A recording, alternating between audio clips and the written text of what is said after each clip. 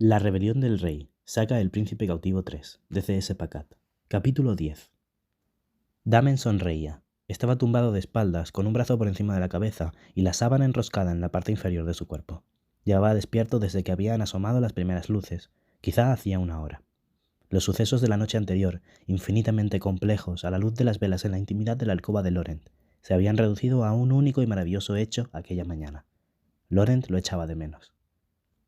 Al pensarlo, sentía una oleada de dicha ilícita que lo embargaba. Recordaba a Laurent mirándolo fijamente. No dejas de desmontarme todos los planes. El príncipe estaría furioso cuando asistiese a la reunión de esa mañana. «¡Qué contento estás!», recalcó Nicandros cuando entró en el salón. Damen le dio una palmadita en el hombro y ocupó su sitio en la larga mesa. «Tomaremos cartas», anunció Damen. Había citado a los abanderados al encuentro. Sería su primer ataque a un fuerte aqueliense y pensaba ganar con prontitud y de manera definitiva. Pidió que le llevaran su caja de arena predilecta, dibujada con trazos profundos y rápidos. La estrategia era clara. No hubo cabezas que chocasen al acercarse para mirar detenidamente las líneas de tinta en un mapa. Stratton llegó con Philoctus. Ambos se subieron la falda para sentarse. Macedon estaba allí con Enguerrand. Bannes se remangó la falda de modo parecido para tomar asiento. Laurent entró sin su gracia habitual, como un leopardo con jaqueca al que había que rodear con pies de plomo. «Buenos días», dijo Damen. «Buenos días», respondió Laurent tras una pausa en centésimas, como si por primera vez en su vida el leopardo no estuviera muy seguro de qué hacer. El príncipe se sentó en el asiento de roble a modo de trono junto a Damen y procuró mantener la vista al frente. «Laurent», lo saludó afectuosamente Macedon. «Acepto encantado tu invitación para salir a cazar contigo en Aquitard cuando acabe la campaña». Le dio una palmadita en el hombro. «¿Mi invitación?», se extrañó Laurent. Damen se preguntó si le habrían dado una palmadita en el hombro en su vida. «He enviado a un emisario a mi casa esta misma mañana para decirles que empiecen a preparar lanzas ligeras para las gamuzas». «¿Ahora cazas con bercianos?», preguntó Philoctus. «Una copa de griva y caes redondo», declaró Macedon. Volvió a darle una palmadita en el hombro a Laurent.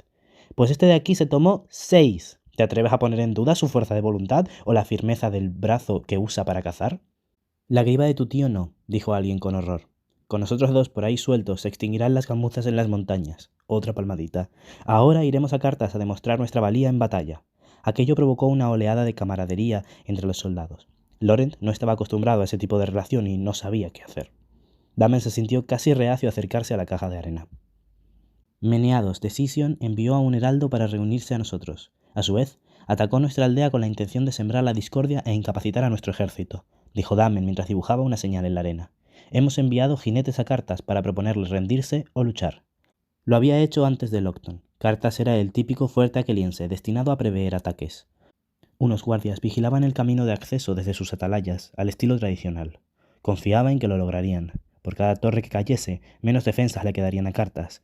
Ese era tanto el punto fuerte como el débil de las fortalezas aquelienses.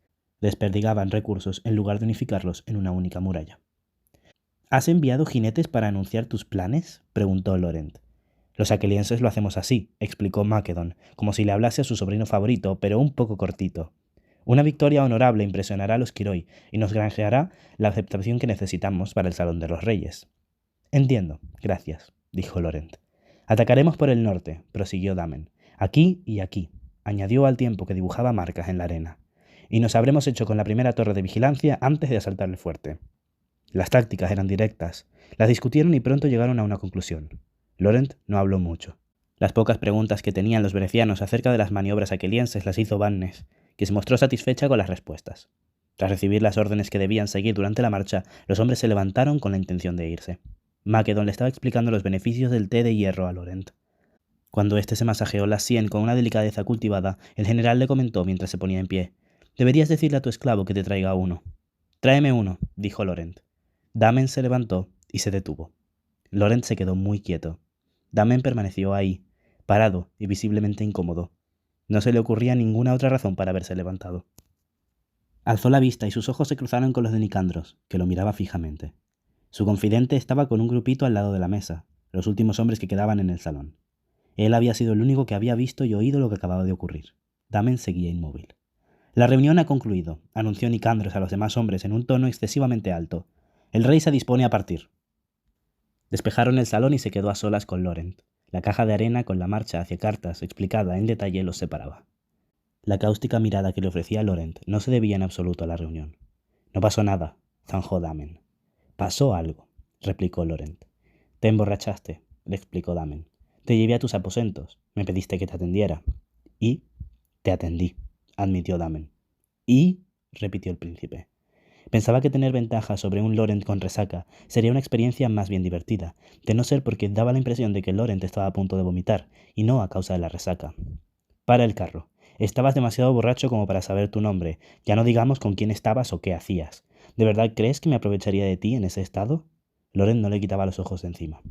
No, contestó, incómodo, como si solo al considerar la pregunta en su totalidad se diera cuenta cuál era la respuesta. No creo. Seguía blanco y con el cuerpo en tensión. Damen aguardó. Es que... empezó Laurent. Le llevó un buen rato acabar de formular la pregunta. ¿Dije algo? Laurent continuaba tenso, como si fuera a salir huyendo. Miró a Damen a los ojos. Dijiste que me echabas de menos, reconoció. Laurent se ruborizó. Sus mejillas se tiñeron de rojo llamativo e intenso. Ya veo. Gracias por... Veía a Laurent paladear la mordacidad de su afirmación. Resistirte a mis insinuaciones. Se hizo el silencio, lo que permitió que se oyeran las voces detrás de la puerta, que no tenían nada que ver con ellos, ni con la sinceridad del momento, casi dolorosa, como si se encontraran de nuevo en los aposentos de Laurent, al lado de la cama. Yo también te echo de menos, le confesó. Estoy celoso de Isander. Isander es un esclavo. Yo también lo fui. Lo estaba pasando mal. Laurent lo miró a los ojos con una mirada cristalina. Tú nunca fuiste un esclavo, Damianos. Tú has nacido para reinar, como yo. Se encontraba en la antigua casa del cuartel del fuerte. Se estaba más tranquilo allí. Casi no se oía a los aquelienses trajinar. Las gruesas piedras acallaban todos los ruidos y solo estaba la construcción, los huesos de marlas y los ápices y las celosías tiradas por el suelo ante sus ojos. Era un fuerte magnífico. Lo veía en la sombra de su elegancia bereciana, en la sombra de lo que había sido y de lo que, tal vez, podría volver a ser. Aquello era un adiós. No regresaría y en caso de hacerlo sería diferente, pues lo haría en calidad de invitado. El fuerte pasaría a manos de Bere de nuevo, como debía ser. Marlas, que tanto esfuerzo había costado conquistar, sería de vuelta. Se le hacía raro pensarlo. Lo que una vez había sido un símbolo de victoria aqueliense, ahora parecía un símbolo de todo lo que había cambiado en él, de cómo veía las cosas ahora, con otros ojos. Se dirigió a una puerta antigua y se detuvo. Había un soldado apostado allí, una formalidad. Damen le hizo una seña para que se apartara a un lado. Era un conjunto de habitaciones acogedoras y bien iluminadas. Un fuego ardía en el hogar y habían unos cuantos muebles, asientos abatibles aquelienses, un baúl de madera con cojines y una mesa delante de la chimenea con un tablero de juego y sus piezas. La niña de la aldea, rechoncha y pálida, estaba sentada frente a una mujer mayor que vestía una falda gris. Unas monedas relucientes, usadas para jugar a un juego infantil, estaban esparcidas por la mesa. Cuando Damen entró, la niña se levantó espantada y las monedas tintinearon al caer al suelo. La mujer mayor también se puso en pie. La última vez que Damen la había visto, lo había alejado de una cama con la punta rota de una lanza. Lo que ocurrió en vuestra aldea, juré que encontraría a los responsables y que haría que pagasen por ello. Hablaba en serio, dijo Damen en bereciano. Si así lo deseáis, las dos tenéis un sitio aquí, entre amigos. Marlas volverá a ser de Bere, os lo prometo. Pero la mujer replicó, nos han dicho quién eres. Entonces sabes que tengo el poder para cumplir lo que prometo. ¿Te crees que porque nos des...? La mujer calló. Se plantó al lado de la niña y con sus rostros pálidos formaron un muro de contención. Se dio cuenta de que sobraba. Mejor vete, le aconsejó la niña. Estás asustando a Genebot. Damen miró a Genebot. La mujer temblaba, de furia, no de miedo. Estaba furiosa con él, y porque estuviera allí. No es justo lo que le pasó a tu aldea, le dijo Damen. Ninguna lucha lo es. Siempre hay alguien más fuerte, pero haré justicia, te lo juro. Ojalá los aquelienses nunca hubieran vencido a Delfeur, dijo la niña. Ojalá hubiera habido alguien más fuerte que tú. Y dicho esto le dio la espalda. Era un gesto que requería valor. Era una niña en presencia de un rey. A continuación, se dispuso a coger una moneda del suelo. No pasa nada, Genebot, la calmó la niña. Mira, te enseño un truco. Mira mi mano. Sintió un cosquilleo al reconocer el eco de la otra presencia. Un aplomo familiar y doloroso que la niña había copiado para esconder la moneda y extender el puño. Sabía quién había estado allí antes que él, quién se había sentado con ella y se lo había enseñado.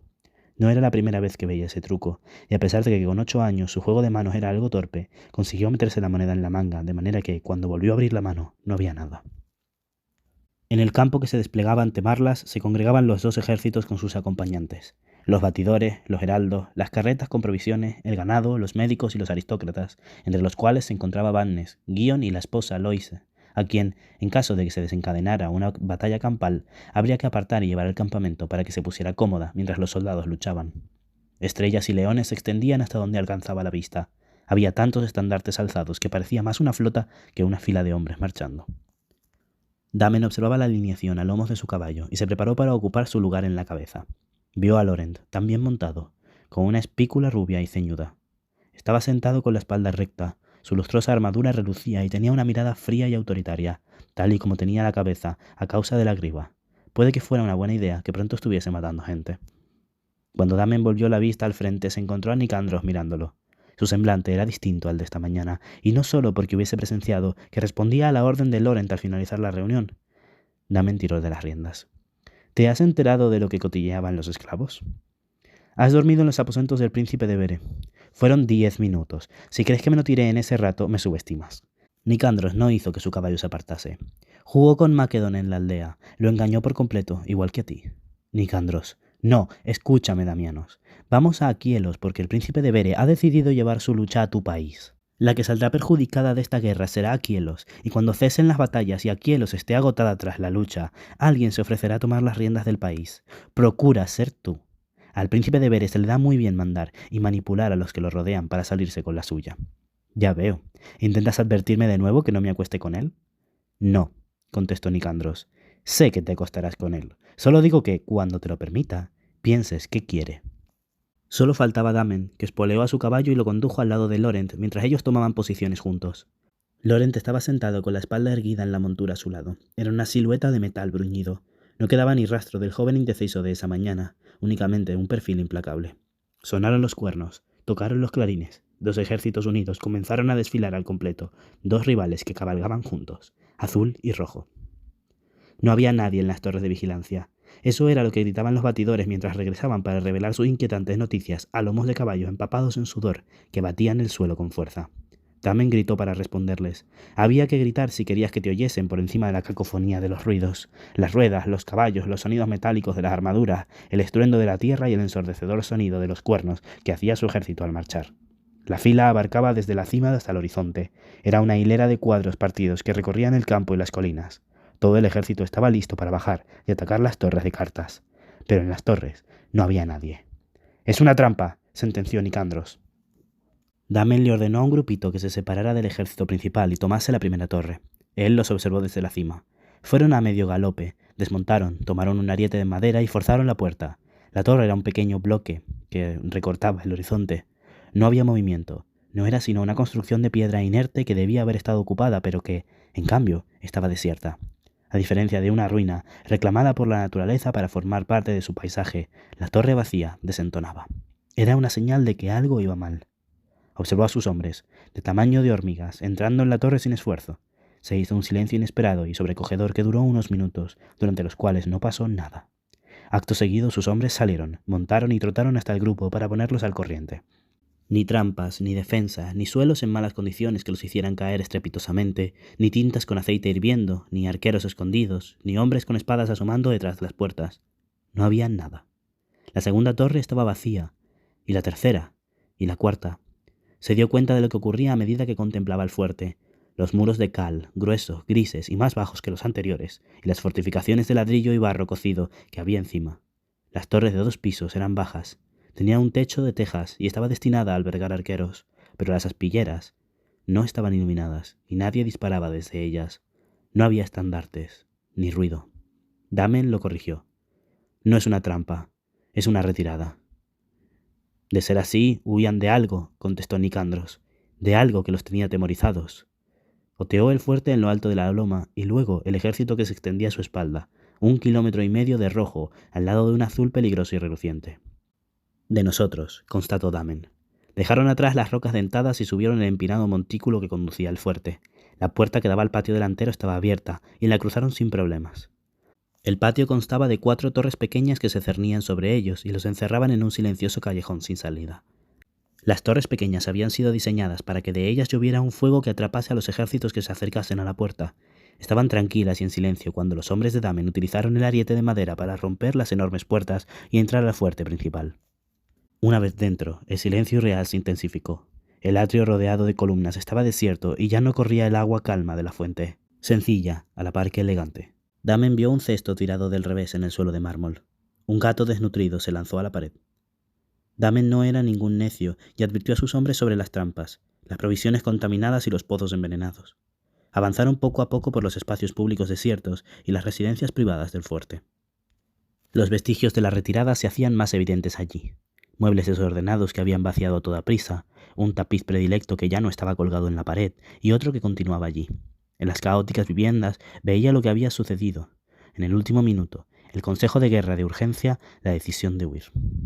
Quienquiera que hubiese ordenado el ataque a la aldea no había obtenido el efecto deseado.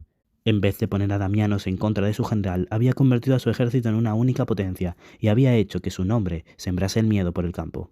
¡Aquí!, gritó una voz. Habían encontrado una puerta bloqueada con una barrera en la parte más recóndita del fuerte. Hizo una señal a sus hombres para que obrasen con precaución. Era el primer indicador de resistencia, el primer indicio de peligro. Se agolparon 2 docenas de soldados y se les asintió con la cabeza para que procedieran. Tomaron el ariete de madera y astillaron las puertas hasta que cedieron. Al otro lado se encontraron un solar iluminado y espacioso que aún conservaba los muebles, de una belleza exquisita. Todos, desde el elegante diván reclinable con sus volturas talladas en los pies hasta las mesitas de bronce, permanecían intactos. Y vio lo que lo aguardaba en el fuerte desierto de Cartas. Estaba sentada en el diván. 7 mujeres se ocupaban de ella. 2 eran esclavas, otra una doncella ya entrada en años, y las demás eran damas de alta cuna y pertenecían a su casa. Había alzado las cejas al oír el estruendo, como si se tratase de una leve y desagradable violación de protocolo. No había llegado al Triptolme a tiempo a dar a luz. Pretendía que el ataque en la aldea detuviese o retrasase a Damen, y, al no salir como había planeado, la habían abandonado. Se había puesto de parto demasiado pronto. A juzgar por sus tenues ojeras de color sepia, había ocurrido hace poco.